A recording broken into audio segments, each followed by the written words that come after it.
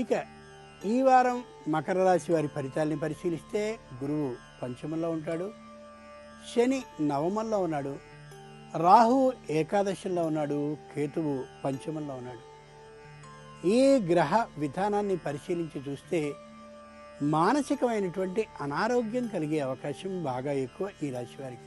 ఉత్తరాషాఢ నక్షత్రం వాళ్ళు తాము చేసినటువంటి పొరపాటు కారణంగా ఓ చిన్న ఇబ్బందికి గురై దాని గురించే ఎక్కువగా ఆలోచిస్తూ ఉంటారు. కాబట్టి ఆలోచనని మాని చేసినటువంటి తప్పు ఏ విధంగా సరిదిద్దుకోవాలనే విషయాన్ని పైవారితో కలిసి సలహాన్ని తీసుకోవడం కానీ సంప్రదింపు చేసుకోవడం కానీ మంచిది.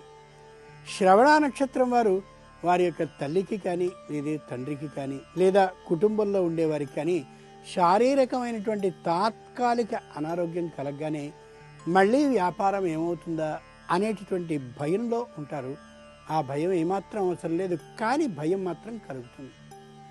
ధనిష్ఠ నక్షత్రం వాళ్ళకి ఆరోగ్య భంగం కలుగుతుంది. కాబట్టి వైద్యుణ్ణి సంప్రదించడం చాలా మంచిది. దైవపరంగా అయితే దుర్గా స్తోత్రాన్ని పఠించాలి. దానపరంగా అయినట్లయితే పుణ్యక్షేత్రాలకు వెళ్ళేటటువంటి నిజమైన భక్తునికి ఆర్థిక సహాయాన్ని చేయడం సరైనది.